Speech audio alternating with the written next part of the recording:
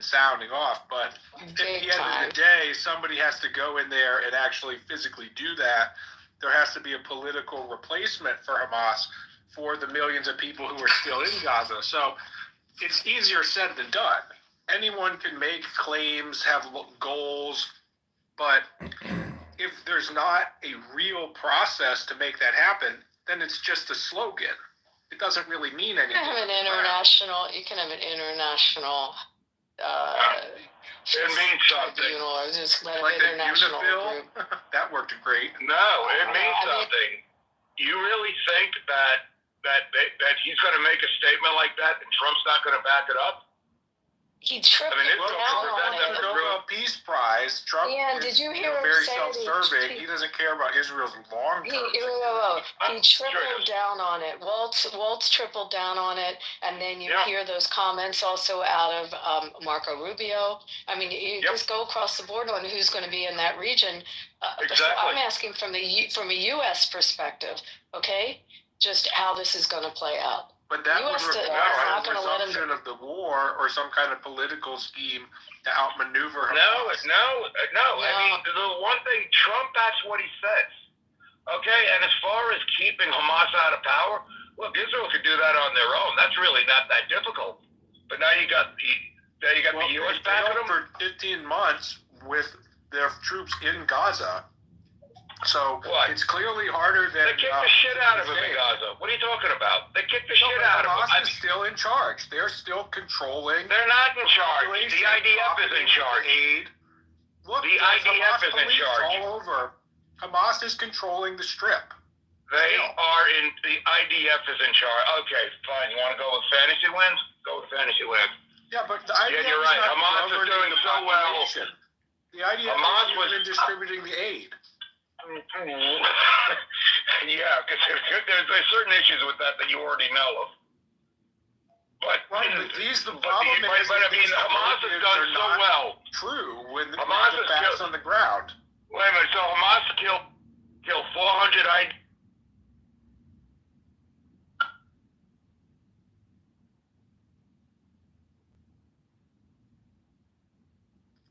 I mean, if the war ends in the configuration it is today, Hamas survived. They made it through. They're still in power within Gaza.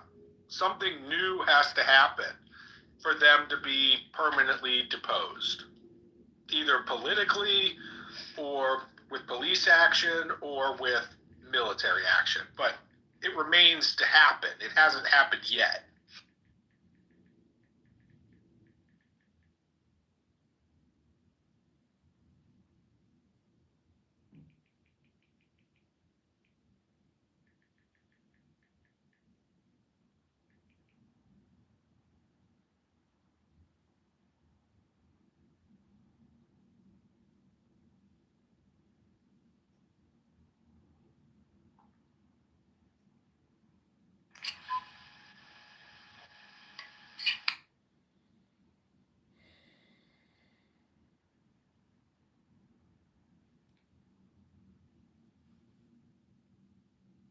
The problem is that these guys can say one thing today, but when the war starts up again, they're going to be singing a different tune. Maybe. That's the worry. The U.S. is going to sing a different tune on this under Trump. That's what you're saying? Well, I mean, we don't really know what kind of military offensive could really eliminate Hamas permanently. I mean, they have these tens of thousands of new recruits. Yeah, they blend in with the civilians. Unless there's something to replace them, it will some be a kind game of strong police force. Let me ask you something. All these new recruits, because I'm actually really curious about this, all these new recruits, so they could be trained in a weekend and they're going to be effective fighters, right? No, but they'll be effective. They're not going to be fodder. They're not going to be like the North Koreans going into Ukraine and being picked off. They'll be able to suppress any other moderate Palestinian faction that tries to run Gaza. Sure, the battle with Israel will have to wait a few years until they can rebuild more long term.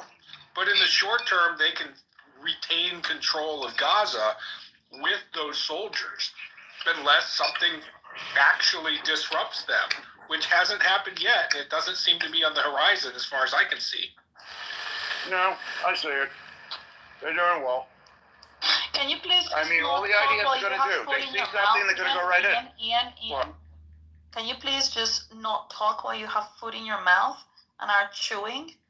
Can you please just make sure you swallow first and then you speak? Thank you. Yes, don't spit, swallow.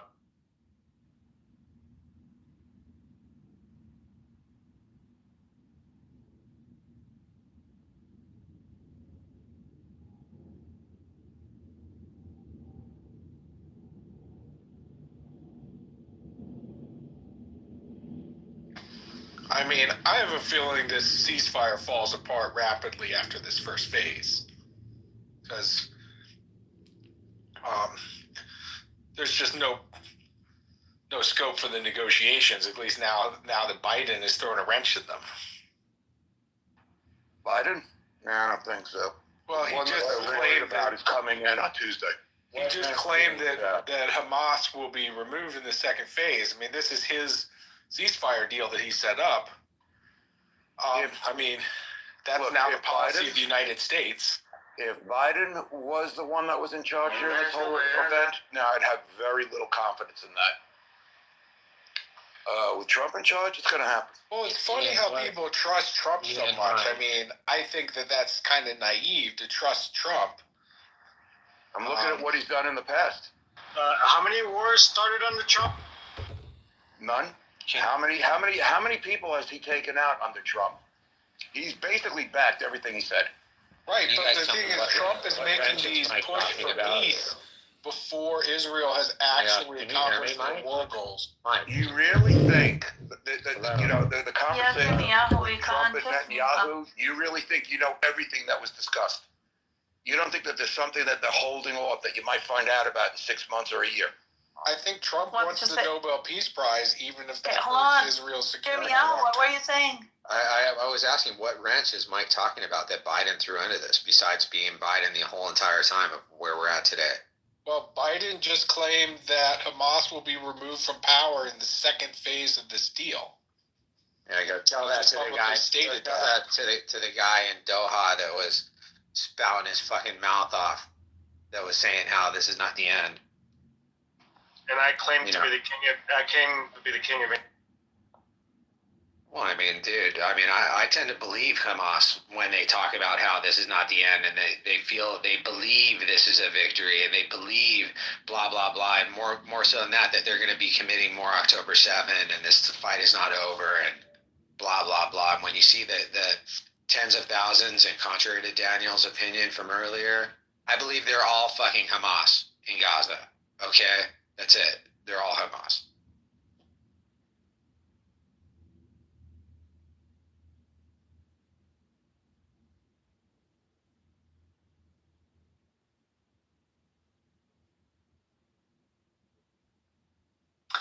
Again, Yirmiyahu, I mean, in any case, like, shouldn't they reach a negotiation and a final agreement during the first phase to be implemented on the day right after the finalization of the first phase? Well, they simply didn't. I think she was asking Yirmiyahu, Mike. I mean, should they have? I mean, Mike, listen, I like you, Mike. I like you, Mike, but she asked me specifically. I started talking, and then you talk right over me. It's rude. I think that Issa, to be fair about it, this is a deal with the devil. It's not even a real deal.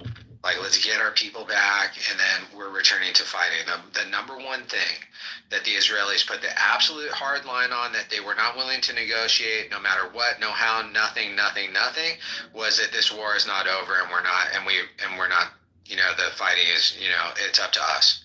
It's up to us. It's up to the Israeli people.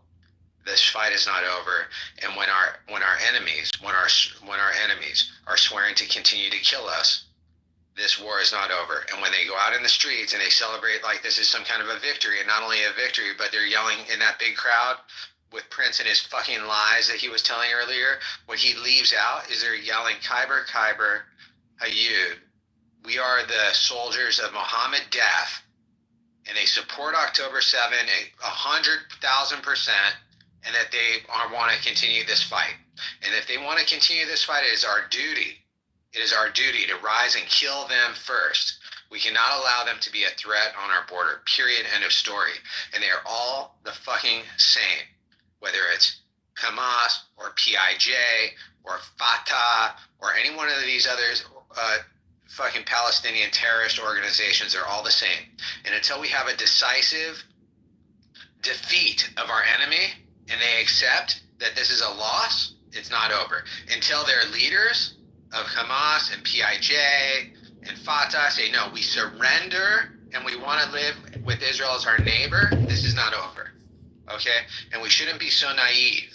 Okay? And we have to break free from this hostage for prisoner paradigm in which we are stuck in, because it only perpetuates and incentivizes them to continue the strategy, which apparently has been working, because a lot of the world is running around in the streets thinking that now somehow the Palestinians won this war, you know, because we decided to stop beating their face into the ground. It's a victory. So until they say they lost, it's not over. And Masri, you and the fucking Egyptians are next. I am 100% agree. Hold on. Why are you so offensive? To answer to that, I just want to say that I 100% agree with you, Yirmiyahu. I think that not allowing, the international community has never allowed Israel to have a clear win and a clear defeat. And that's the reason why you keep having all these bullies around you, because they know that they can get away with it. Because ultimately there will always be a negotiation, there will always be a draw. It has never been a clear defeat. And these guys have zero intention of treating you as proper neighbors. They say it all the time. They would never. First they're dead, then actually living in peace with Israel. And this is the narrative that they have. So I agree with you. I think that Israel should not weaken their determination, against finishing up with this enemy, because otherwise you guys are just gonna drag this bullying for decades and decades until forever, until you're done with them. But there's a real hold on, please. I just wanted to comment because there's something that's personal said here. You said you're fucking Egypt is next. Serious? Okay. So what must Come on, brave. If you're really brave enough, come and show your fucking brave ass. And we will kick it again. They're not going to go to war with Egypt. Egyptian, just Let it be. get over the insult, get over your feelings, and if you want to address anything I've that you been want to installed Masri as an individual, but Exactly. You see? people are next, Masri. Okay, go ahead. Come and show your brave ass, and let's kick it again. Sure. Masri, today, modern state-on-state wars are driven by Air Force. Okay, Egypt would be routed soundly, but it's not going to happen. It's just that's not how the chessboard is set up these days. So Israel will not be fighting Turkey. They will not be fighting Egypt. Those times have passed. Now, Hamas, though, the real question is, will Israel really generate the resolve to actually defeat them? I mean, it seems like there's a lot of left-wing suicidal idiots inside Israel. And, they didn't find the resolve after 15 months of war. Will it be found somehow? They're probably going to need a new prime minister. A prime minister who's not a waffler who plays both sides like Netanyahu always does. So, who comes into power next is probably going to decide whether they can be defeated. Just start rambling. Like, obviously, there needs to be another power, but I agree with Yirmiyahu that, and it's just what I was saying. I don't know if you were before here in the room when I was saying it, Yirmiyahu, or when you left, but all of them are the exact same shit, just wrapped in a different color. Like the PA and all of them, all these groups are exactly the same thing. So whoever gets into power, it's just a rebranding of Hamas. No, I'm talking about Israel's leaders, but that also is not true. There's details. What is not true? That they're all the same? No, they're not all the same. I mean, the PA periodically fights militants. That doesn't mean nothing. So the PA, in some respects, renounced violence as their official position. Yes, I know about pay to slay and all that, but what do you know about pay to slay? What do you know about it, Mike? Between them and Hey, Mike, what do you know about pay to slay? Tell us what you know about it. They pay for slay. I mean, that's still part of the tell me how that works. Tell me how that works, Mike. Well, the families of the terrorist attackers get subsidies. And so is that legal? We know that. Is that legal? Mike? Is it legal? Under what? Mike? Under what laws? I mean, I'm asking. If in the United States, it's where you live. Is it legal to have that? I mean, is not it legal? In the United States. I mean, but okay. Is it legal for the United States? Let me rephrase my question, Mike. Mike, soldiers go fight, and then Mike, the U.S. stop pays talking them. For a second. Is it legal for the United States to give money to a country that does pay for slay?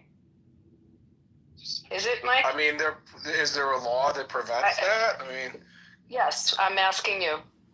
So maybe there is a law. I'm good. So I'm going to tell you, Mike, quiet. Mike, quiet. Go look at the Taylor Force Act. I want you to take a minute, go on your phone, and Google Taylor Force Act. But does it have an executive? Mike, executive opt-out. Whoa, does this guy talk over everyone? Mike, the Taylor Force Act. It is illegal, and the Biden administration violated the Taylor Force Act. Taylor Force Act was put into place when a U.S. veteran was attacked and killed by a terrorist, and the terrorist the family was paid for the slay. It came into law in the United States. I believe someone can help me on the year. It was probably 5 or 6 years ago, maybe 7 years ago, and it's our law. And the Biden administration has violated it and given money to those authorities that participate in pay for slay. But that's so one of the things that has been one of the issues that you've been seeing in the Senate is to try to stop some of the acts of the Biden administration. They've circumvented how they get money into the PA, even though the PA has been paying the pay for slay. So they tried to give money to hospitals. If you remember when Biden went to Israel, he went to East Jerusalem and tried to put funds in, funnel it other ways to get it into the PA. But it is illegal. It is federal law, the Taylor Force Act, and we have been violating it. But if the executive branch is not upholding the law, it's not like there's someone really standing behind them to enforce it. Oh, the executive branch is the highest law enforcement power in the land. Well, you've got the U.S. Senate that, you tell me, you have the Biden administration directly violating the law in the United States, the Taylor Force Act. So what do you do? We have a long history of the U.S. keeping the PA funded. So is that policy going to change? I'm skeptical because, well, it has a long history, and people don't. There's no viable alternative to the position that the PA is in, and that's kind of a problem for Israel because if you don't have some kind of more moderate political outlet for the Palestinians, then you're just creating an environment that pushes people to the terror groups. So that has been a larger diplomatic problem. I'm talking about millions and millions of dollars being funneled in to entities that have paid for slay. That's what I'm talking about. It's illegal. Okay, but they're doing it. And that's the Biden administration. Is illegal. Yeah, they're doing it. People do it. He just said it was Israel's fault. That's what he just said.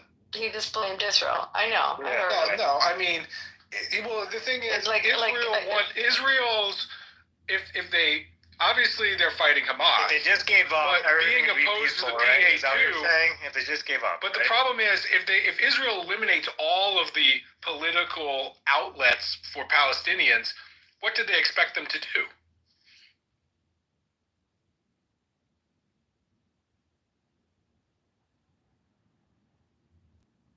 I expect the law to be enforced in the United States. That's what I expect. But that doesn't and answer the question. It's blatantly violated, when it's blatantly violated, the administration should be held accountable. Luckily, we've got, less than 24 hours now? that's history, but they directly violated it. And there's a reason we don't give money to governments and entities that promote pay per slay. That's great, but I mean, it's just silly to think that the Taylor Force Act is this master lever that's gonna like lead to the end of this conflict somehow. I didn't say it was going to lead to the end of it. So It's not a I saw, Talking about being a bad actor. I saw some So it's like photo without the PA, what's the alternative? Can I quickly update? Go ahead, Daniel. I see a photo of Emily, one of the hostages, that she's talking with her family, and what I see is her left hand has band-aids over the middle two fingers that seems to be missing, and it's a fresh hand band, so I don't think it's something that happened 15 months ago, but two fingers have been severed. Oh my God. I guess we will know a bit later, but I see that it's actually now in how do you call it, like the white, how do you call this, the white thing that you put on a Yeah, the wound? bandage. Banded, yes. So it's banded. Oh shit. And I don't know why she's Does it injured show and how. blood? No. She's injured. She's smiling. She's very happy to be with her family. The family is very much excited. But Oh, that's hold on, torture. I will put the picture. Hold on, so you can see. Give me a second. These people are fucking sick, dude. Like, I really cannot Yeah, you can. cannot Maybe fathom you can how ask it. is it that they. I mean, I understand the whole hostages situation and stuff, but doing a negotiation with them. Oh God. So it looks like fresh. It doesn't seem something that was, I don't know, 15 What do you months mean ago. fresh? It wasn't like it happened during the capture. No, but where did you see the freshness? I mean, like. Also, just the fact that she has got a bandage, she must be fresh. But it didn't happen during the captivity, is what I'm saying.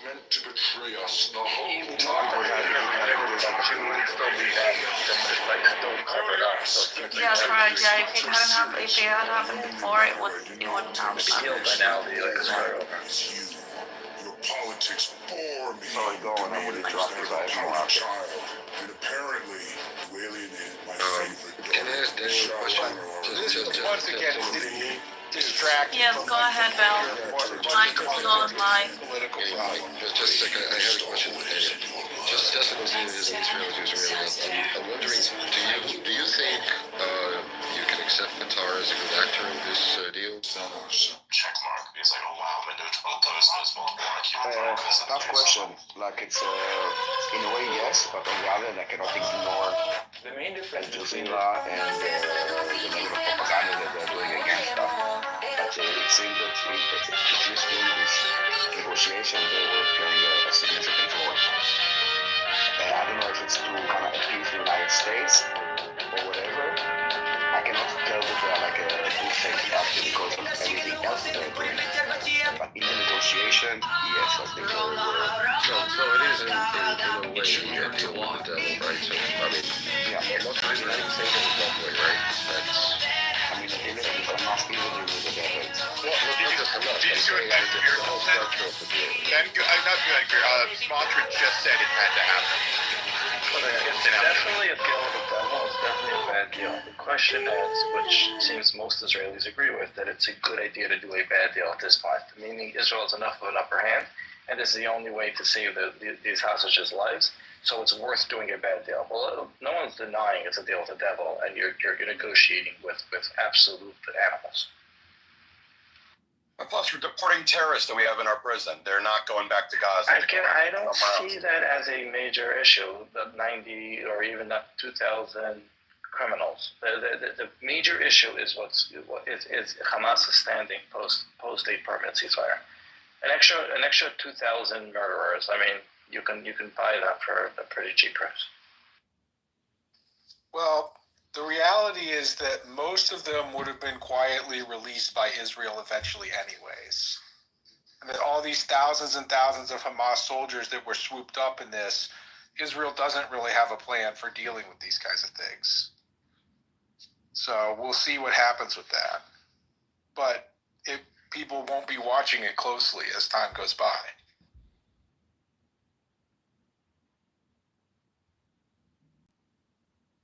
But this bigger issue of, and this is the hard question that Israel's supporters always run away from, is if you eliminate the PA as a viable political option for Palestinians, what does that leave them with? Like, what do you really expect them to do? Integration of Gaza into Israel. That should be. I don't understand this question. Have fair elections, maybe? Like, when's the last time they had an election in the PA? Are you Just asserting? tell me when that was, right? So that's just saying the PA should reform. But I mean, that's the American position: is the PA should reform. No, Mike, are you asserting as a pro-Palestinian argument that they cannot choose anyone besides murderers to run their country? I mean, because that's pretty anti-Palestinian. Yeah, but that's exactly what the polls show. I mean, if the elections were held in territories tomorrow, they would elect Hamas. Yeah, that doesn't mean It's polls in the PA.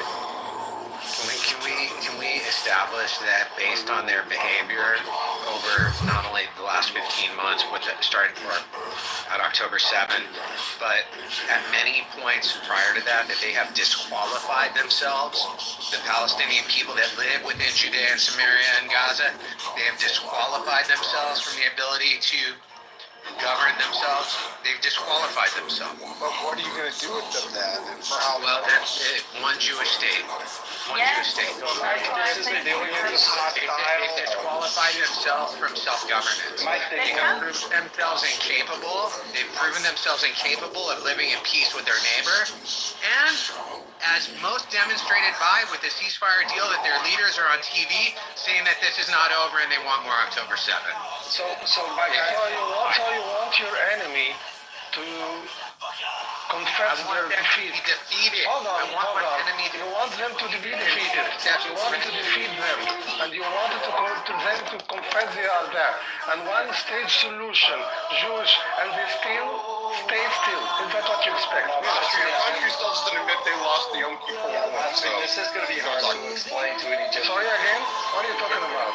It's going to be difficult to explain to an Egyptian what a surrender means, but yes, we want them to surrender. And I have an alternative to a one-state solution. They will remain under occupation until they can elect a government that doesn't kill their neighbors. Okay, that's good. That's good. Yeah, that's good. Not too much to ask. Very good. I agree with that. But agreeing with, yes, we defeat them. They are our enemy. Jew hater. Let's finish them. And they confess their failure. And one-state solution. And you expect nothing from them? Backfire in a lot of ways. Mastery, 2 words. Unconditional surrender. I know this is a tough concept, but they started a war of aggression. They lost the war. It's time to have an unconditional surrender. But you could end up with just Hamas. Well, you cannot say unconditional in a way that's much more difficult to defend against. And the PA would be, consigned to history and disappear. And then basically you have terror nests in the West Bank with millions and millions of people. This is very, very boring. I don't know if you're entertaining yourself by these hypothetical loops and logical twists, but it's boring. No. This is cognitive dissonance on your side. Very cool. I'm bored. Vance, you said something I need to be sure about if I heard you right. Just a second. I wanted. Yirmiyahu went to the phone. Maybe Mary, you can tell me. I mean, I guess you support one Jewish state as well, right? No, I support an occupant. No, I don't want citizens. I don't want Palestinians getting the privileges of being Israeli. No, I want occupation until they can elect a government that doesn't kill their neighbors. Well, that's kind of a wishful. I mean, I agree with you on the fact that I don't want 6 million Israelis that want to kill me. That's stupid. But at the same time, you can't leave this place ungoverned, because if you do that, then in the absence of power still comes from somewhere. So it's going to be Iran. It's going to be Turkey. Any weird place. That is not us. But are you talking about Gaza? I agree with that. I want an indefinite occupation until there's a peaceful government.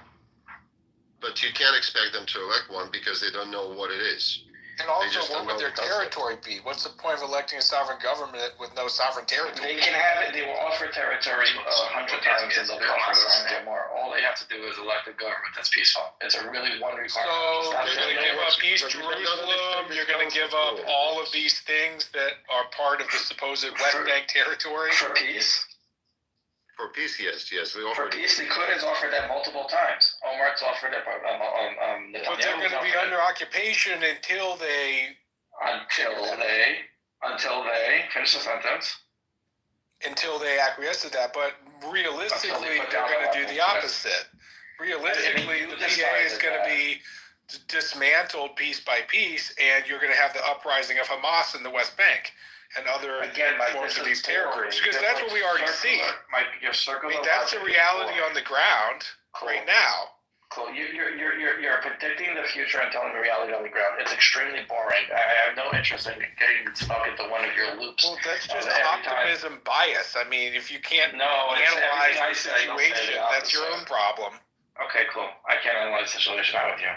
Well, Mayor, what I'm hearing, what Mike is saying, is that unless we have full control, like in form of a police or some security forces at least, right? I mean, at the best, actually government control of money spending, of hospitals and education and all this stuff. Unless we do that in some form, I don't know in which form, there's going to be another power that's going to do it. It's not just going to be, some good people are going to decide that, okay, it's our time now. No, they don't know the concept of good government. They don't understand it. They never had it, never seen this thing. Someone needs to establish it. That's fine. That's not what Mike's saying. Mike is just going to argue with anything you say and twist you in circles. Let's ignore Mike.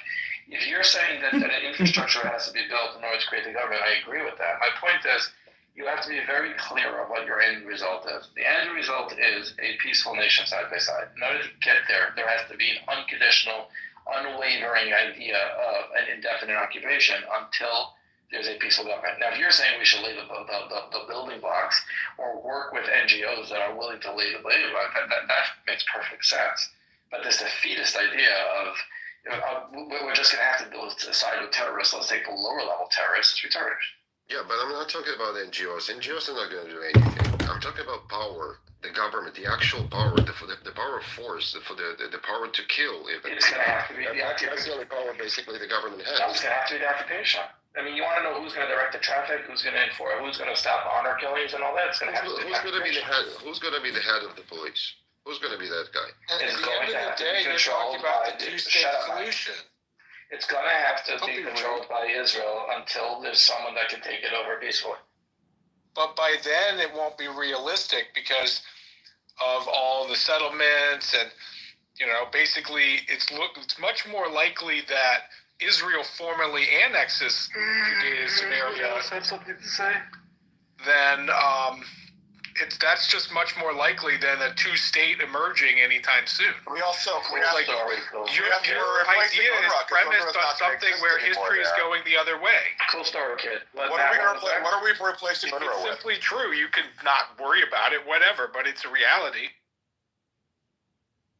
Who's taking over for UNRWA? Why does UNRWA have to be replaced? It has to be dismantled. It does nothing. Right. UNRWA needs to be replaced. It's been banned. Why does it need to be replaced? It's not doing anything. UNRWA needs to be replaced because it's inefficient, it's ineffective. They really need to. They do nothing.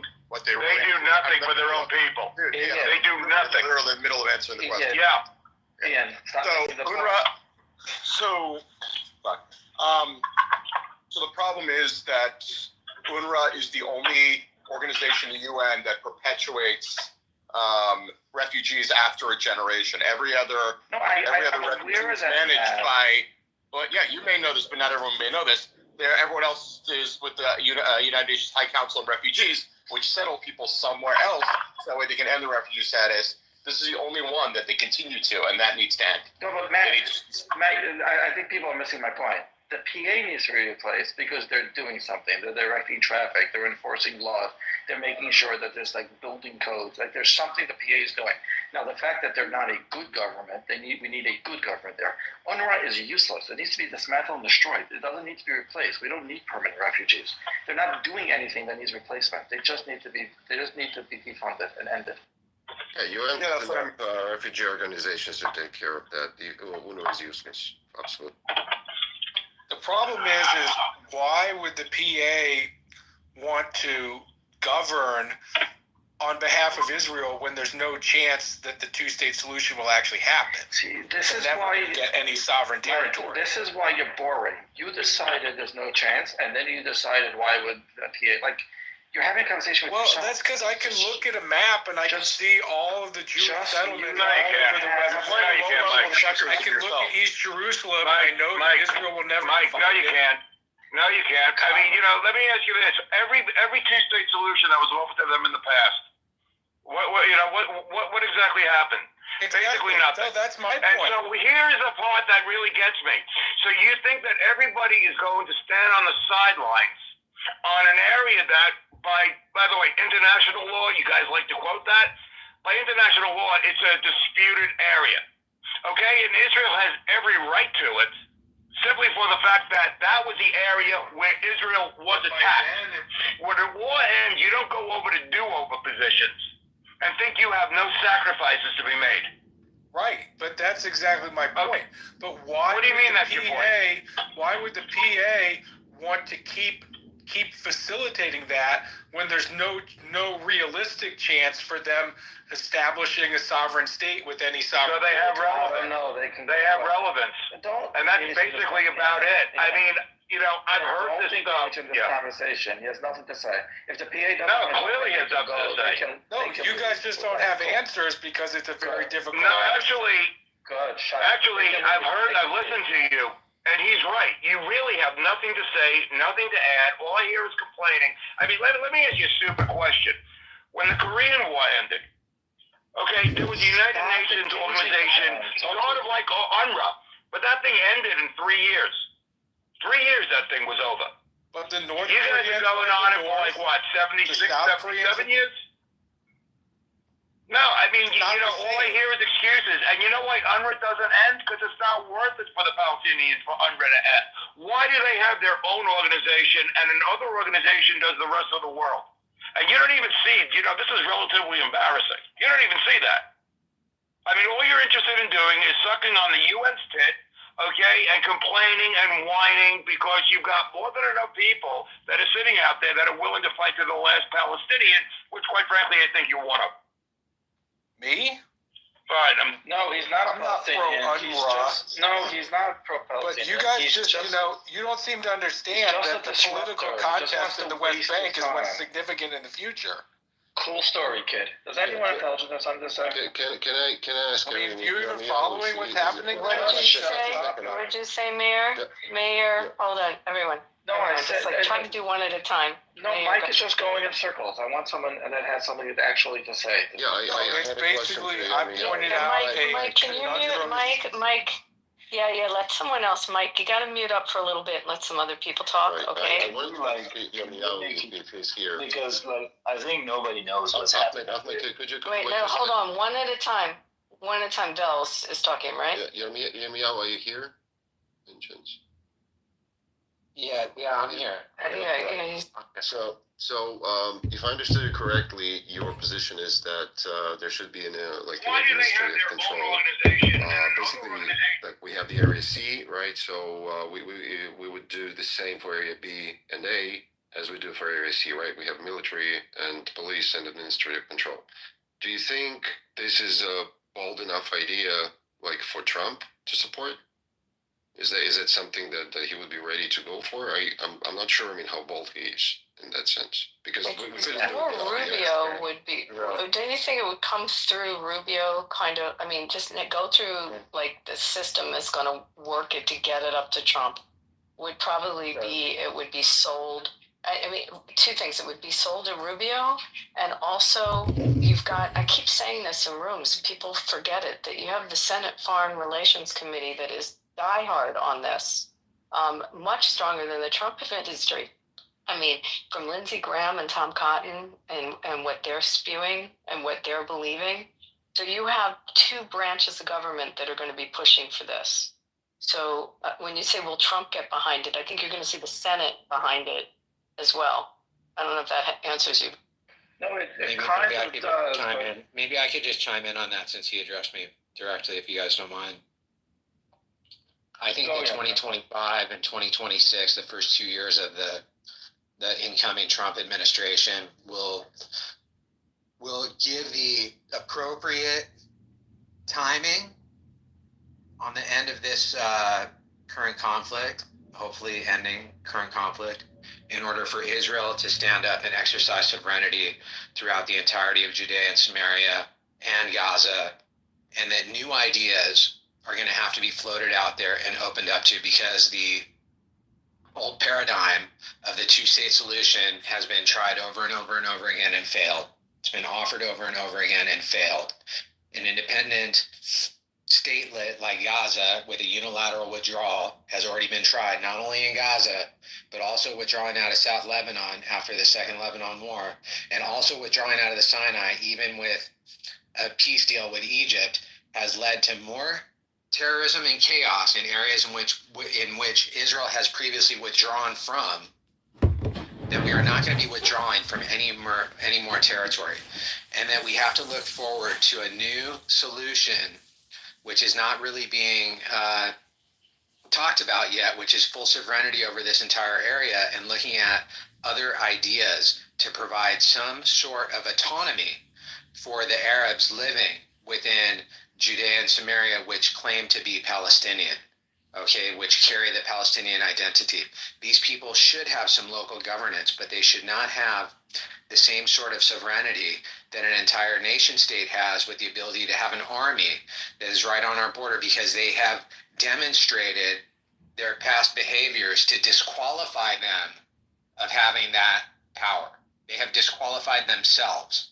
And until we see some sort of a surrender and defeat and a victory for Israel, this is going to continue. And I do hope that we will see that leadership. And I think coming in with Mike Huckabee, who says specifically it's Judea and Samaria, with Tom Cotton putting forth legislation in the Senate just in this past couple of weeks here, or last week or so, which says specifically that all official documents coming from the United States should eliminate the West Bank and use the words Judea and Samaria, that these are clear signs. And when you hear what Marco Rubio has to say about this area, when you hear what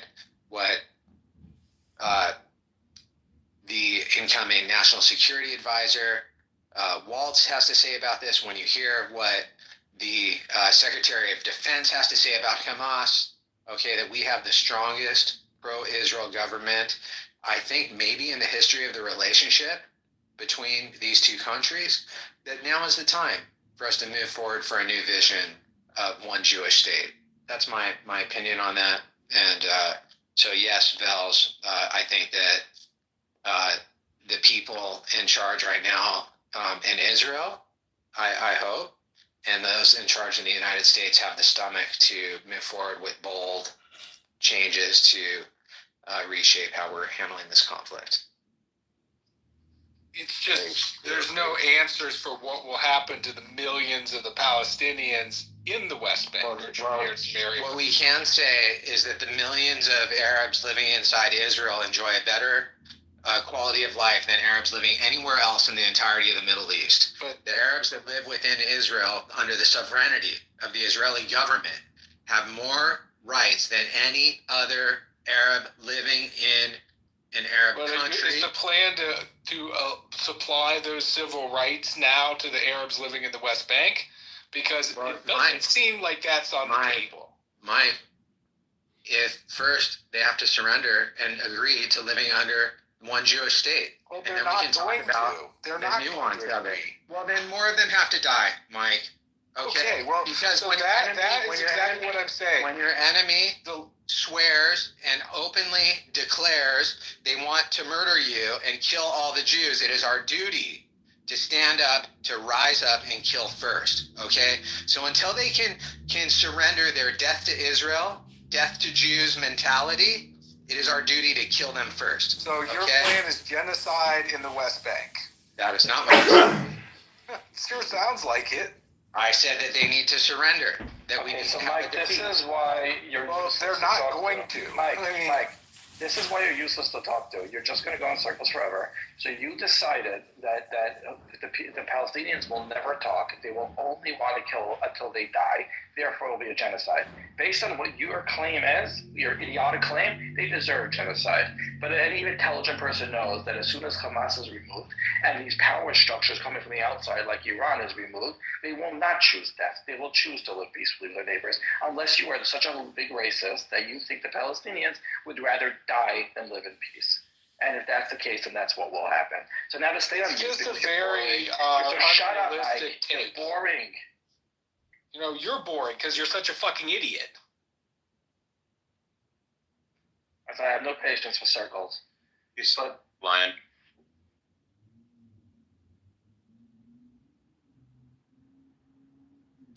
Mills, you keep seeming to want to know other people's opinion. Are you agreeing with Yirmiyahu or closer to Mike Vance? Well, I agree that that's the only solution that we haven't tried yet. So, I can think of any other one that we haven't tried yet. So, in those terms, yeah, I agree with that. We need to move into a different direction if we want a different result. I'll tell you what we haven't tried yet. We haven't tried the carrot and the stick. This is what it'll take to get to a state, and there's no compromise until then. Death penalty for terrorists, no acceptance of moderate terrorists, no negotiations. But as soon as you're willing to play ball, you get a state, and a state without an army, without control of your borders in that way, because you're not to be trusted just yet. But every time Israel's negotiated, they have compromised on who they negotiate with.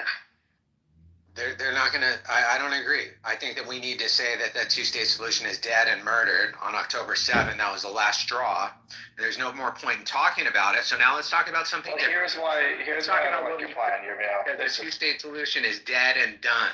But this is why I don't like your plan, and not because of the plan. It's because you can't have it both ways. You can't annex the territory and not give a citizenship. Yeah. That would actually be a part. Is Abby still here? Abby, can you brief him real quick on David Friedman's plan for the one Jewish state?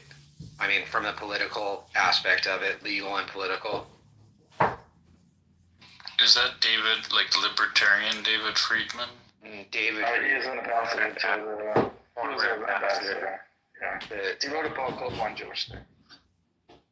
Well, that's the reason I asked about the areas, right? The A, B, and C, because we already have something in place. We don't need to destroy like everything.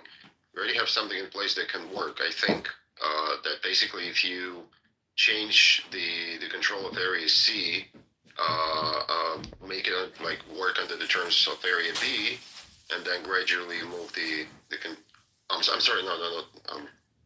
Do you want me to spell it out how No, I get what you're saying. You want Area A to go back to being Area C.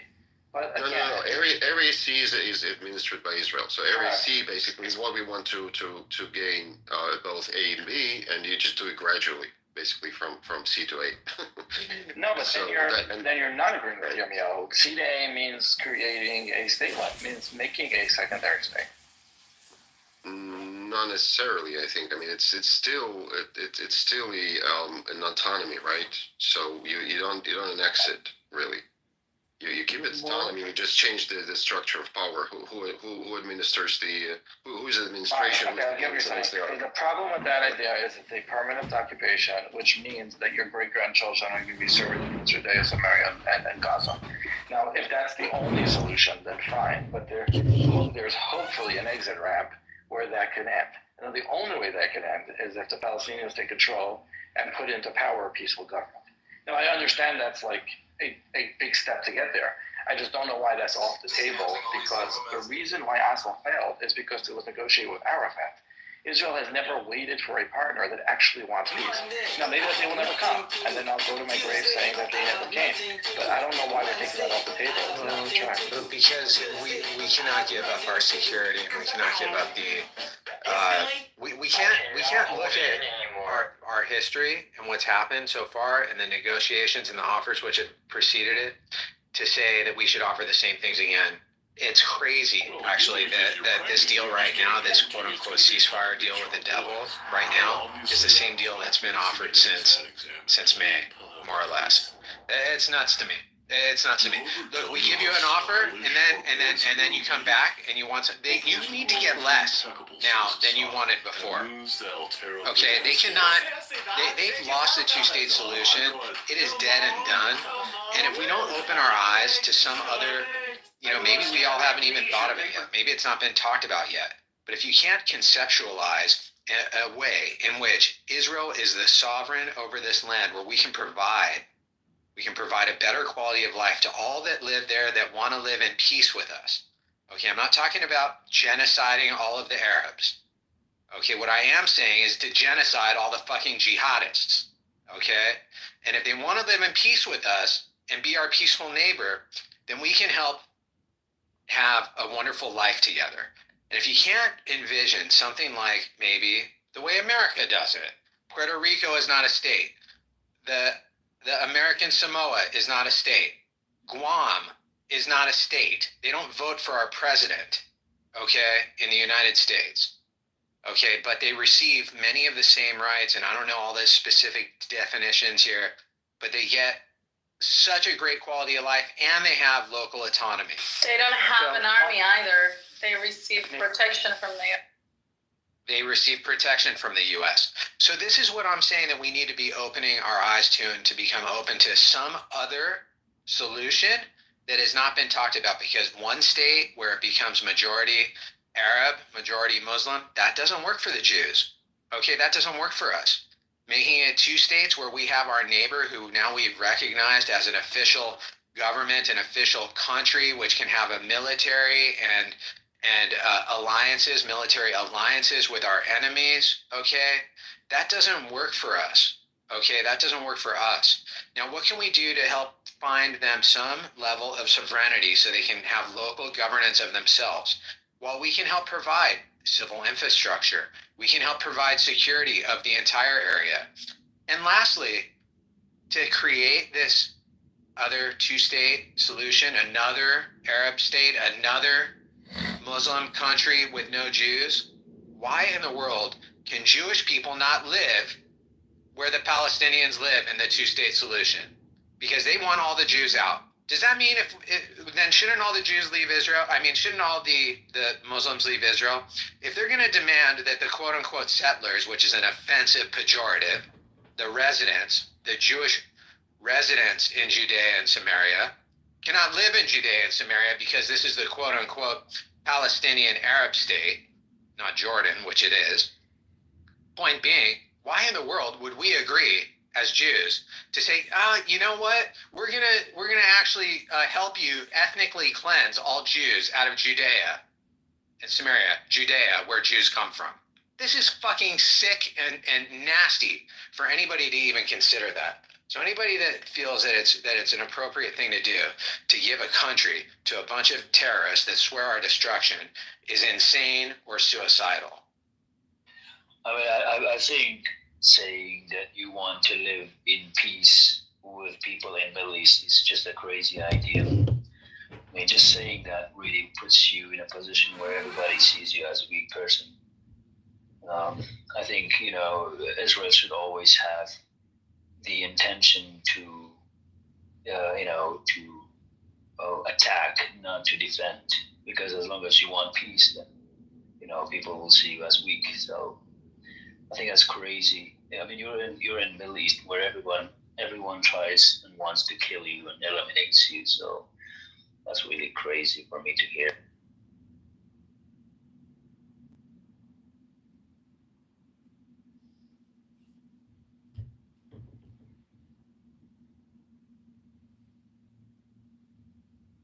Well, that being said, I hope that you heard the first part of it, which is that our enemies need to recognize defeat. They need to admit that they've lost. They need to surrender. And without a surrender, nothing moves forward. None of these pontifications in which we discuss here on Clubhouse about one state, two state, canton states, one Jewish state with some territories, blah, blah, blah. None of this means anything unless the people and the leaders of these, the leaders recognize that they've been defeated and they accept loss and they accept that Israel they failed that they failed not only to prevent the creation of the state of Israel, but now they have failed repeatedly in 48, in 67, 73, in the 80s, in the 90s, in the 2000s, and now again in 2023 to 2025, they have failed to destroy the state of Israel, and that they surrender and accept that the state of Israel is there. So the first and most important thing that we need to create is a decisive victory for Israel and a decisive defeat in the eyes of our enemy, where they go on to Al Jazeera TV. And let me see, never defeated from this stupid bitch Z. Guess what? Remove. Okay. That woman is a cancer to fucking society. The point being is that they need to recognize defeat. And the more that they get out there in the middle of the street, as we're giving them a lifeline, a fucking preserver, restocking them, resupplying them, refortifying them with this deal with the devil right now, dancing in the street as if they won this war, it's only a demonstration of how much harder we have to punish them so they can come to the realization in which they have lost. I think the solution for this problem is not in Gaza or in Palestine, West Bank. It's outside. I mean, Palestinians have never made any decisions for themselves. I think they've always been influenced and pushed by others outside Gaza to do what they are doing. So I think it's time for Israel to start doing something outside Gaza. No, you know, the way most countries get formed is they build a state up and then they declare a state. They build up the institutions, the frameworks, the government, the thing, and then they say, okay, we're a country. This has happened time and time immemorial. The Palestinians need to build a government and institutions that are free from corruption and declare themselves that our goal is to create a country not through terrorism, but through constructive means. And until that point, everything's off the table. Till they get to that point where they say, what? But it's never going to happen. I'm sorry, whatever? Yeah, I know. They have to be educated that way. It's not going to happen. But the comment right before was very poignant, and it shouldn't be skipped over because it is outside of their jurisdiction, the influence. And I think that's what you're also probably going to see with this deal. The other assurance that came from the U.S. in order to make the deal, which has to do with that outside influence and a joint effort to get rid of that outside influence. But at its core, they need to do something from the inside. And I haven't seen them prepared to do things from the inside other than to build a state through terrorism, and it just doesn't work that way. It cannot be rewarded and will not be rewarded. You heard what the first part of it. May I ask something? I don't know if you guys are aware of the. Oh shit, Abby is on the phone. Jeremiah, everyone's on the phone, so I'm gonna wait. What's the question? I was just because I heard some people saying that Netanyahu was not invited to the inauguration, and I was just wondering if anything happened between him and Trump. I mean, I have not really read anything in regards, but I don't know if it's true also. I don't know. I haven't seen anything in the Israeli press. I thought that Abby would be informed about this. Only try to realize the truth. In my mind, in history, it's not generally like let's invite all the world leaders to our inauguration. It tends to be a national event. It's only yourself.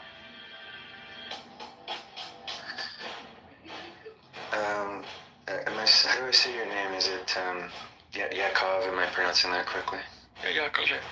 Yakov.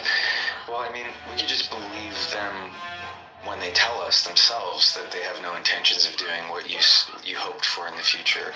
I mean, as we speak, there are celebrations of victory and declarations of war against all Jews and death to Jews and we're reassembling our military and we're coming after you, watch out, all these chants in the streets. I mean, they're telling us themselves that there is no hope of that happening.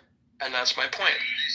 The actions are what matters, and the actions are against creation of a state that wants to be a legitimate state that is not expansionist in nature, i.e., a state that is created in a certain territory, but whose ultimate goal is to expand into other territories.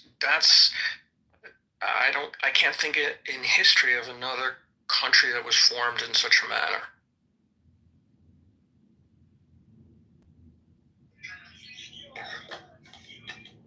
And if you read the writings of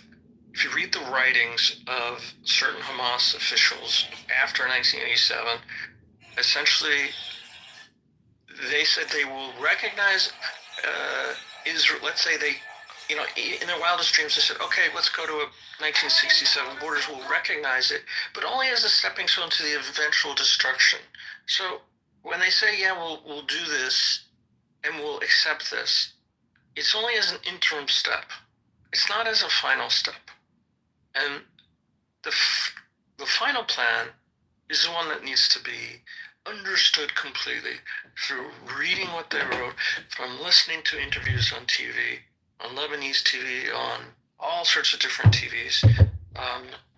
Listen to what sorry, my folks. Good Abby, one. are you there? Fucking great one. Yeah, What? Yaakov comes back. I just wanted to ask you, is it true, or have you heard anything related to Netanyahu not being invited to the inauguration of Trump? No, he's invited. It's a question of that. I mean, he's running a country in the middle of a war. It's, I forgot about that. I just heard something about him on purpose not being invited or not wanted there or something. Different, but there are many.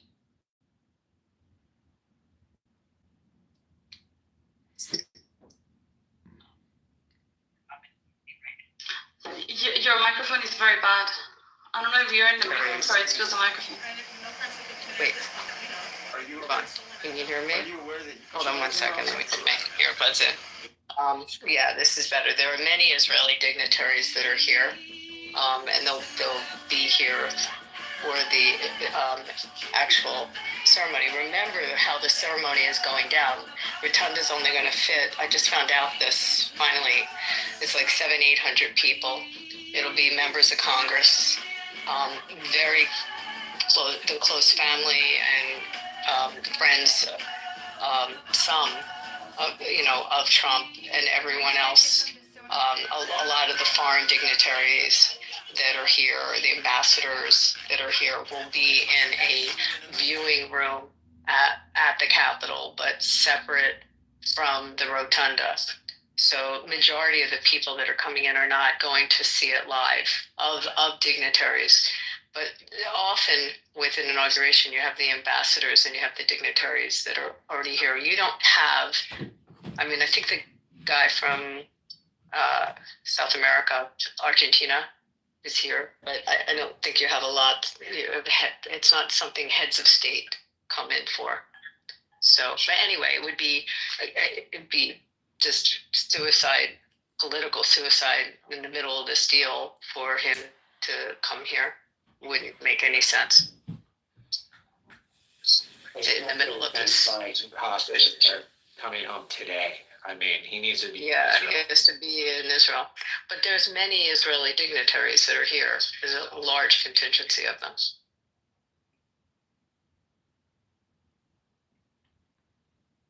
And representatives from the IDF. It's a pretty large group.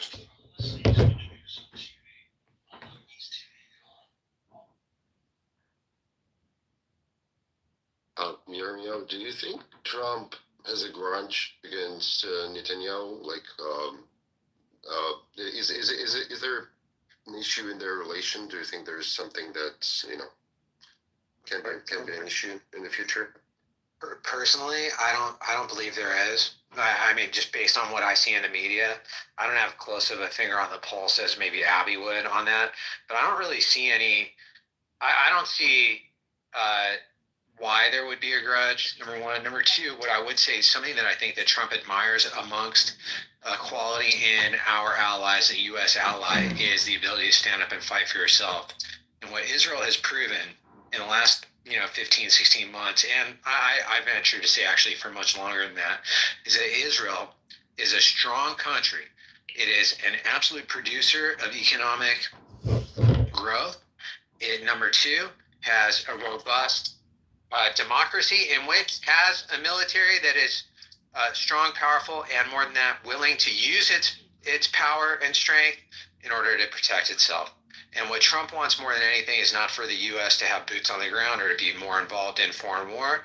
What he is, I believe, very comfortable with is to have an ally which is willing to stand up and fight for themselves. So Israel is not asking for U.S. boots on the ground to help us fight our wars. What we are asking for is, more than anything, the number one thing above actual, military armament is our political iron dome provided by the United States in our treaties together. So what we really need is that, and I believe that Trump is the guy to deliver that. So no, I don't think they're big deals. Sarah was just with Trump in the States, Bibi's wife, and I also think you could just look at who he just appointed as the ambassador to Israel, someone who is very close with Bibi. And most of the cabinet that he's appointing have very good relationships. So no, I don't think it's an issue. And the people that are close around him, like Jason Greenblatt, very close relationships. Whether he uses David Friedman again or not, we don't know. But also very close relationship.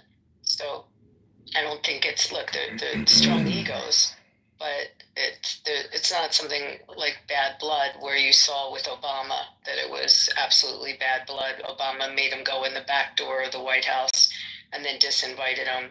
It's a completely different relationship. Trump is not going to exhibit those traits, right? Like Obama, basically. Absolutely not. Absolutely not. Yeah, and even if he didn't like it, he's just with his wife. He's just with his wife, and he had him down in Mar-a-Lago. Do you remember after he came into the States and met with Biden? He went down to Mar-a-Lago. But he was just with Sarah. It was like a week or two ago. So no, there's not an issue. He has a bigger issue with Democrat Jews in the U.S. That's where you're going to hear him bitch and moan. That's who he has an issue with. Norm is here. He has an issue with people like Jamie Raskin and these and Adam Schiff and these idiots. That's who he has issues with. But not with people. I think one of my I haven't really watched the confirmation hearings, but one of my favorite was Pam Bondi and Adam Schiff. Make him look like an idiot. That was great. I want to go watch it. I heard it was really good. You reminded him he was censored. Only to be... Senator Schiff, there's comments like that. There's a reason why you are censored in Congress or in the Senate. Wow. When was he censored? Yeah, it was amazing. No, in Congress he was censored. Censored for being deceptive about the evidence in the Russiagate thing? Correct. For misleading. Yeah. AJ posted lack of candor, David. Up at the top. Can we have the quorum, please? So I just read something that's very disturbing. I do want to share with you. Someone just tweeted that 2 hours before the inauguration, the UN Security Council is supposed to take on the resolution about Palestine I'll put this tweet in the chat. Tomorrow, 2 hours before President Trump is sworn in, UN Security Council is set to consider a resolution concerning Palestine. It is expected that the resolution will formally recognize Palestine as a state and that the U.S. will not veto the resolution. it's last minute sabotage by the Biden administration. So that was a tweet that This is like what Obama did in the last minutes of his administration. Exactly. But is there time? I mean, inauguration's tomorrow. 2 hours before. I'll put the tweet in the AJ, I put at the top the interview. It was like, I think in November or December of 2023, so a few weeks after October 7th, where a Hamas spokesman was interviewed on Lebanese TV. Just said, we're going to do it, It's October 7th, October 8th, or 1,000 more times until we destroy Israel. So yeah, I remember that etched into my memory forever. And it is, and the reason I brought up let's believe them when they tell us is that it seems like there's just this constant, these mental gymnastics in the West to land on a conclusion that is anything other than what they are directly telling us what they want to do and what their intentions are. It's like no, we know their intentions better than what they're actually telling us their intentions are. yeah, I think the Obama, even Clinton, Obama, Biden approach was, we believe that we can change the attitude of these people by negotiating with them and giving them what they want in the short term. Like, there's this whole notion of believing that we can impose Western values on a group of people who want nothing to do with Western values. Like, I just think it's ludicrous. It's detached from reality. They just want us to like us, but they're never gonna like us. So what are we doing? We believe that in the moral high ground that we can impose these things and we can get there through diplomacy, and I just think it's crazy. It kind of reminds me of those, those women that write into men in prison and they fall in love with that serial killer that's in prison, and part of the relationship is no, I understand him in a way no one else does. You guys just don't get him. Yeah, how many marriage proposals did Jeffrey Dahmer get in prison?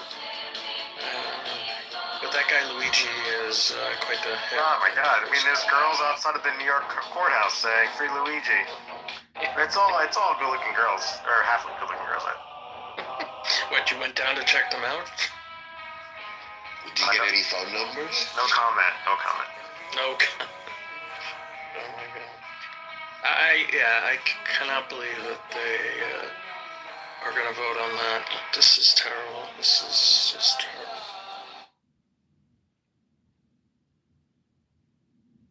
At least nobody listens to the UN. Wait, who?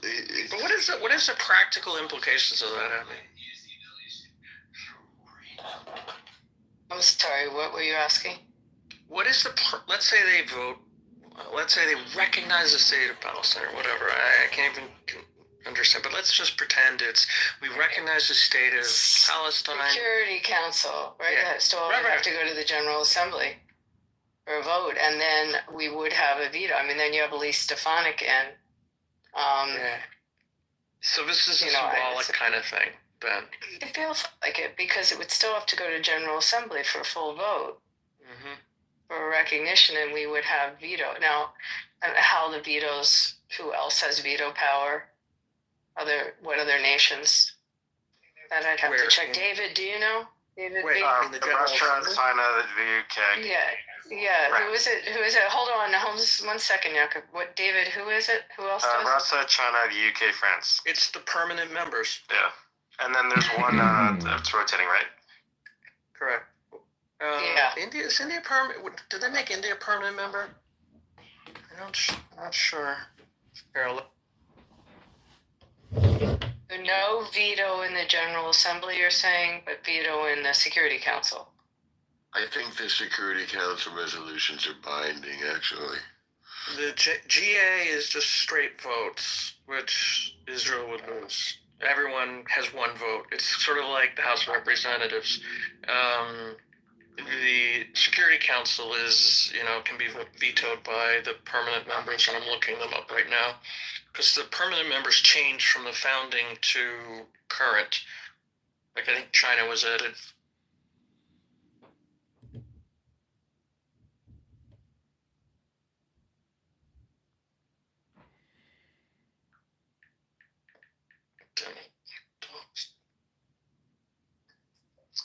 One question I had, I'm not sure if anyone knows if there's been any official statements from Israel on this, but as I watch the scenes from Gaza, as all the buildings magically appear and all the so-called starving children from the genocide have magically put on weight overnight, and all the Hamas fighters have put away their civilian clothing and now feel safe to come out in their Hamas uniforms. Is there any sense of how much of Hamas's military capabilities has been dismantled to date? How much success has there been on that front? Where are we at with that? Does anyone have a sense of that, or at least what Israel is saying about that? I have a number that is not up to date, that is like a few months old, that talks about 17,000 Hamas militants that were killed, but I don't know how many were arrested. There were also thousands were arrested. However, they also recruited many. And there was an estimate also that there are around 40,000 members of active members of Hamas in Gaza. Again, by Israeli. And it's not just Hamas. We also have the IJ and other factions. But the message that Hamas is sending today to the world and also to the people in Gaza, that they are here to stay. They are controlling there, and anyone that will speak out and say what happened should not. And I don't think that people talk about permanent ceasefire, but there is no such thing as a permanent ceasefire. I mean, the entire reason to be of Hamas is to wage a holy jihad against Israel. So yeah, we need to finish the job. And I, from what I understand, both from Biden and from Bibi Netanyahu, we will not get to the second phase. Basically, second phase will be to remove Hamas from government. So the third phase will not be with Hamas anymore.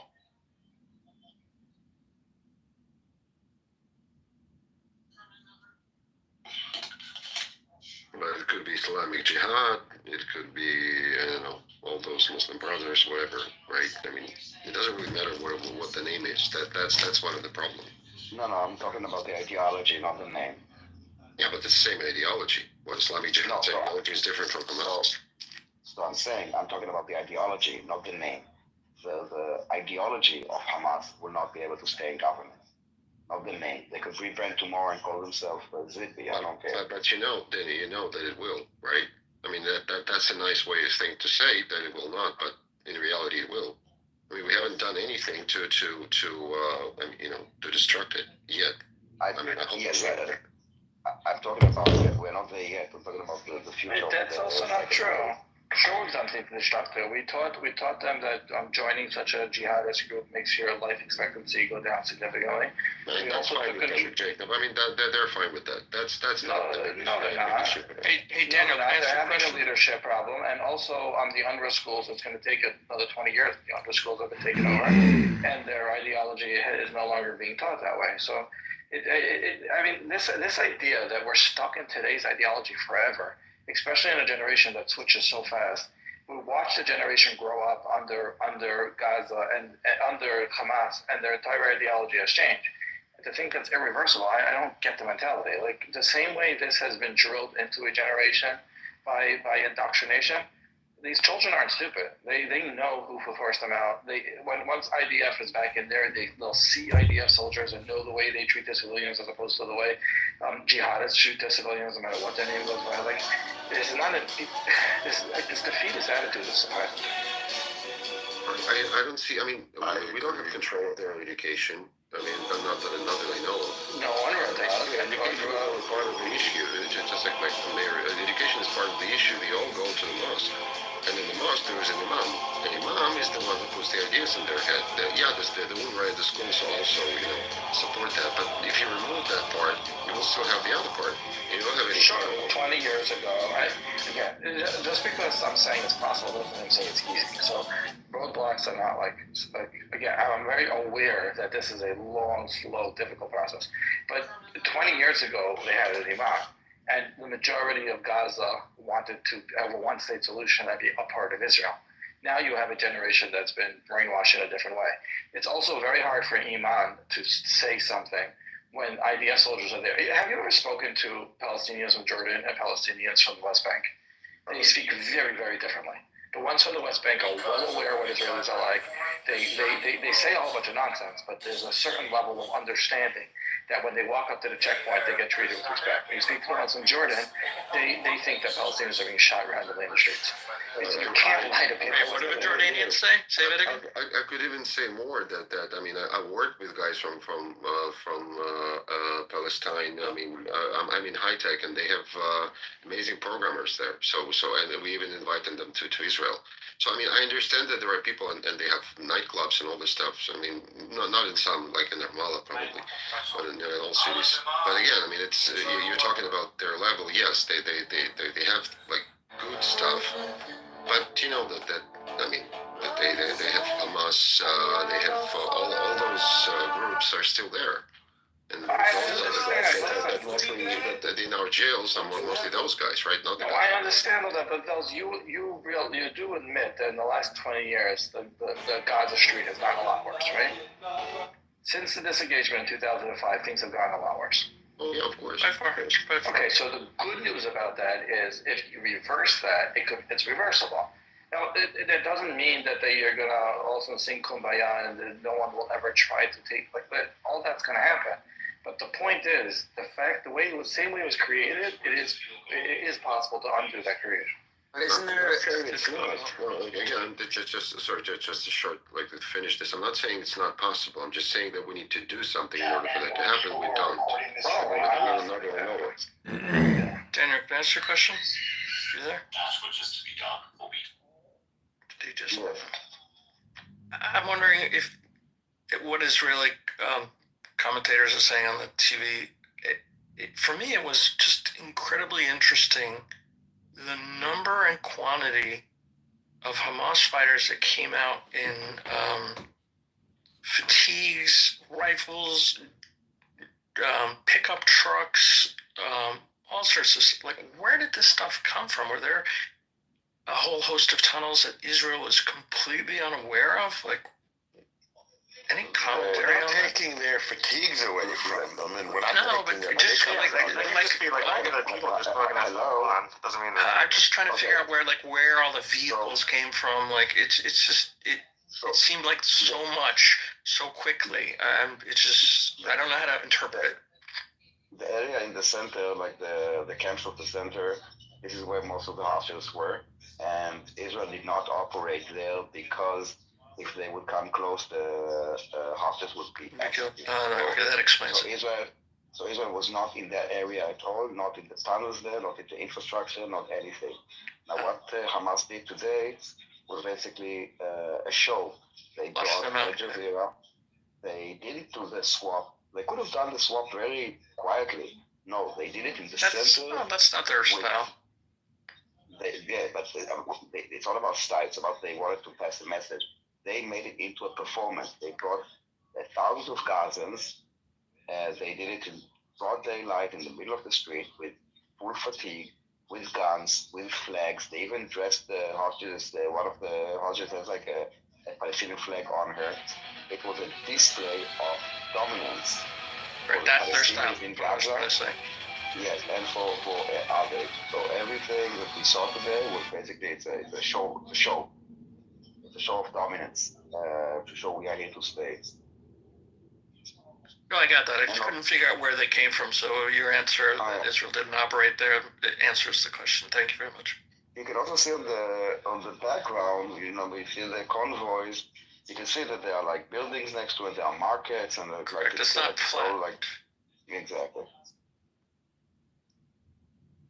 And everybody is well fed, and everybody has a fresh haircut, and manicures, and everybody has a charged phone, and everybody is like, yeah.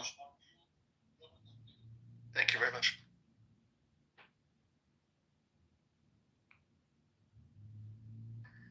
Mayor, can I can I just a point of clarification? I know you're suggesting that I know you weren't saying it was going to happen, but that it was a possibility to reverse how things have been trending in Gaza over the last couple of decades or so. How do you think that would even come about? I mean, so long as Hamas and these other groups are controlling things like education there and the insane levels of indoctrination that are happening, how would we bring about that? I know one of the examples you gave is just through people's interactions with Israeli soldiers and checkpoints. I mean, that seems like something like that is not even going to be a drop in the bucket in terms of reversing decades of indoctrination. So I was just curious what you meant by that. What I meant is the mistake that Israel made was a unilateral disengagement and they handed it over to Fatah, but then it got seized by Hamas. So what I see as the big mistake of Oslo, let's go all the way back to Oslo, was it came 20 to 30 years too early. Israel demanded that Arafat has to give up, back in the 90s, has to give up claims to Israel's right to exist, and he did not. And Rabin went forward with the negotiations anyway. There was the genesis of the mistake, and that weed has never been destroyed.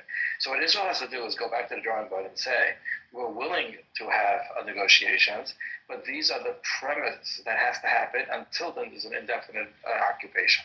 And we're not going to negotiate based on hopefully in the future something will have by negotiation. We're hoping that something will grow in peace. No, when you come with a partner that's ready for peace, we're ready to talk. So my whole point is I don't want to annex Gaza because I don't want those citizens. I don't want a permanent occupation because nobody wants a permanent state of war. So the only solution here is the carrot and the stick and saying we will go back to between 67 and 2005 occupation style with absolutely zero negotiations until the negotiating partner. Does that answer your question? Yeah, thanks. I'm going to think about that.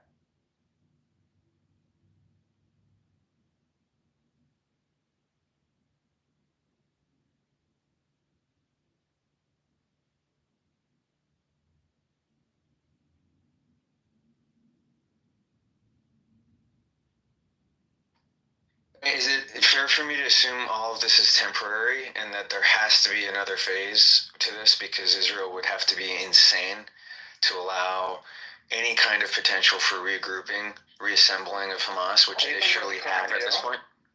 There are three. Current deal is temporary, 100% temporary. Okay. And the permanent a conversation hasn't even begun yet. This is what Palestinians are lying about. This is 100% temporary, agreed to by all sides very, very clearly, which is what Biden didn't demand for. And ironically, it was Hamas that turned it down when Biden offered them basically a victory. This is Hamas's has surrendered. They have admitted that they will not be part of the future government or a military power.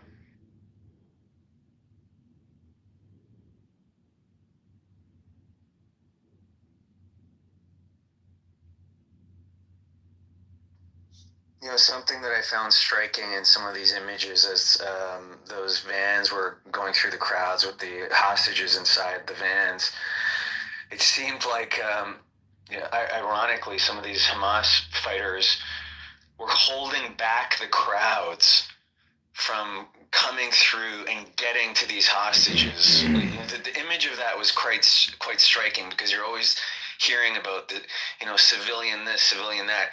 What was clear in this case is that even the Hamas fighters were keeping back the civilian crowds who arguably would have done far worse to these hostages in these vans.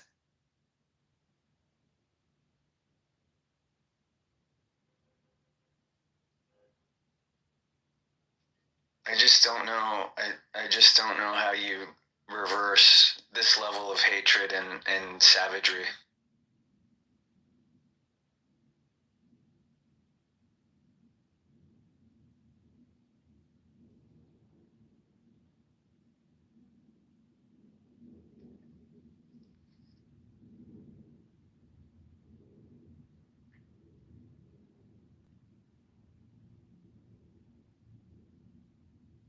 Are the three in hospitals now or still in the military bases? They're in Cuba. Soroka. Sheba. Yeah, Beersheba is Soroka. No, not Beersheba. Sheba. Oh, Sheba. I thought you said Beersheba. Sorry.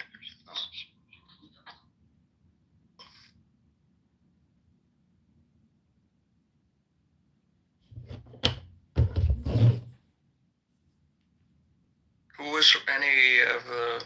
How many? It was 11-1. So the Israelis 33 prisoners. Were any with blood on their hands, or just? The first hostages were just like petty crime. Sorry, I mean the first. Let's not call them hostages. Oh, the first prisoners I met, not hostages. Yeah, you sound like the pro-Pally people. For the first set of release of hostages, the prisoners provided were just petty crimes, mostly women and children. You know what I find ironic, and I can't keep on repeating this, so this will be the last time, is the talking point of the pro-Palestinian group is that Israeli lives are worth more than Palestinian lives.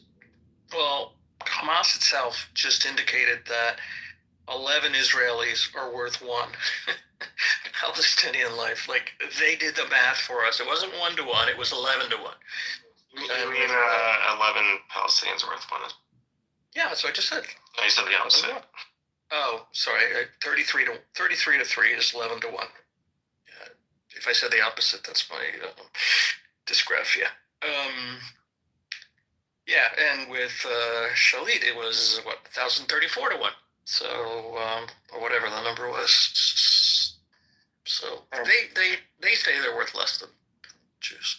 And let's not forget the nature of the people that are being swapped. Israel asked for 2 child hostages under the age of 5 taken captive by Hamas. The Palestinians are asking for a man who raped an 18-year-old girl, beheaded her, and was celebrated for it. And it's just, you just look at the two sides, and I don't know how you can draw a single comparison. It's... Who is this guy that did what you just said? What's the name of him? I didn't have a name. Let me find it. But I do have a name for this one. So Israel gets Kafir Bibas, which is a toddler, and the toddler's crime was an official crime was being born Jewish, and in exchange, Israel hands over Mohammed Abu Warda, who's responsible for the 1996 Kiryat Menachem bus bombing with 44 murdered. Wait, who said the crime was born being Jewish? Wait, AJ, repeat. I was being facetious. Yaakov, calm down. I am completely calm. Don't say calm down. He's making a point. Yeah, but you missed the entire point. Just let it go. Let it go. He was making a point. Don't be condescending, please. AJ, how many people get released for the one child? Is it how many? Sorry, Abby, I don't have I'm not super well informed on the exact numbers. These were just some swaps that I was seeing people drawing comparisons online with some names listed. So I haven't fully fact checked, and I don't have all the names. Yaakov, I think you may have misunderstood me. I was. If you interpreted that as in any way pro-Hamas or Palestinian. No, not at all. No, I was just trying to figure out who said that, or was that a joke? That was all I was trying to figure out. Nobody said that. He was making a point. Thank you. That's all someone had to say. What's the last name of this guy, Mohammed, who did the bus bombing? The name I have is Abu Warda, Warda. Thank you.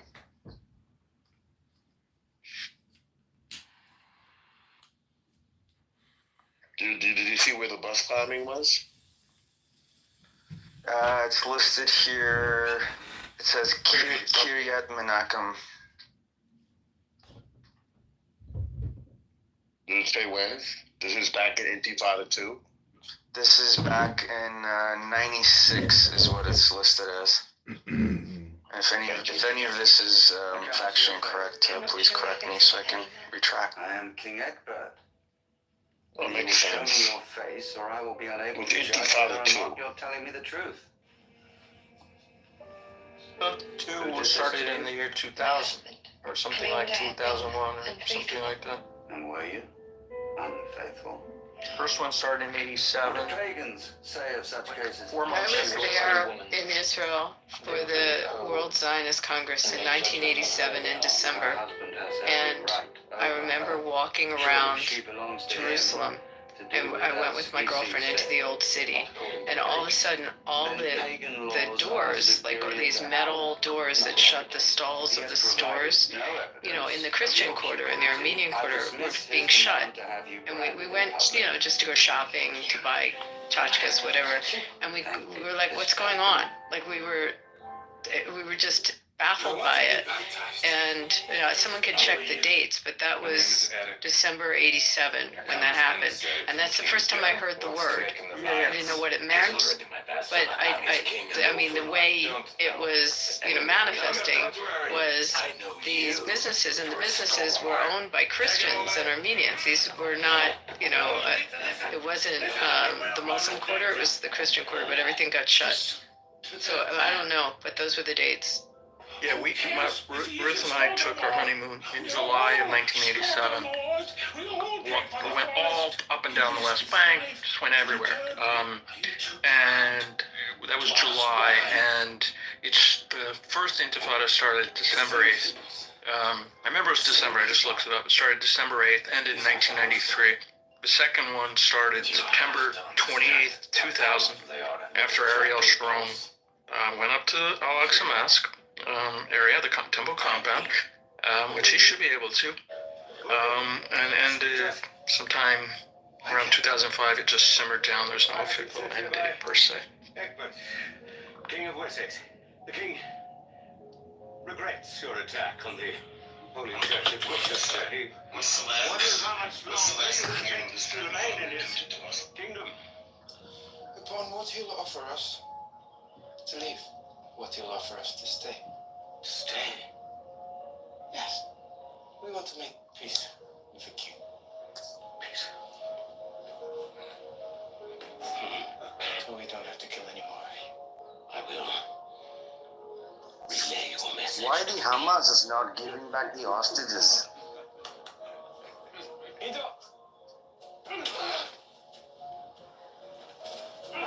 guys. He just came back 3. What's the question? Yeah, why they are not giving back the... Who can speak to us? I can. I have been sent here by Egbert. They did get them back. They did get them back from today. Oh, okay.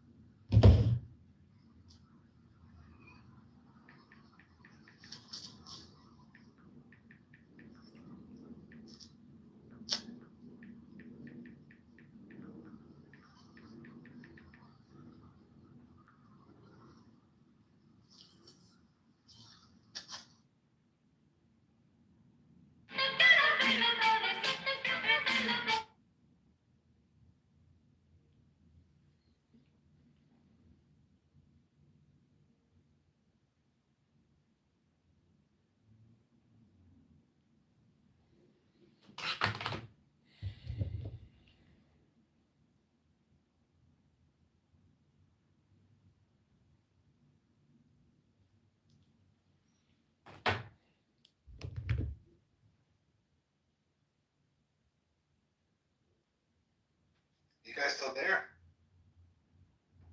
Yeah. Yeah, just a while. Someone's got an echo, I guess. But Yeah, it's maybe me. I'm not sure. I mean, you got to critically analyze this situation. So there's best case scenarios and worst case scenarios. I think this war was fairly predictable in many ways. But here we are at the end of it, back to diplomacy again. So Critically analyzing it, diplomacy is hot. we're not at the end of it because it's a ceasefire, not Well, people are Today, saying or that, something that but says that it's over and there's hostilities have ended. No, it's not over. right. So there's a chance that there could be another phase of fighting, but now it's a question of how likely that is or not. I think on balance, the chances are fairly good that this ceasefire could hold up, and there'll be more rounds, and everything will kind of peter out at this point. And what makes you say that? What makes you say that, Mike? Because it's like fighting these wars it's a political will, and when the will is there, they fight, and when it's not, they don't. And there's a lot of willpower now to kind of keep the peace and keep go on to the next phase, and Trump is talking about banning CRT in school, which I think is an overreach. I think it's fucked up. But I will say, Hakima, look, I made it like 21 year or whatever, 18 years of schooling, and I never learned CRT in school, and I think I turned out okay. Well, because you went to the right school. I haven't needed it in my professional life or my personal life. But the point is, to ban it is a ban on free speech. I'm not saying make it mandatory to teach it, but I mean, there's a lot of things you could do. Can I finish off real quick?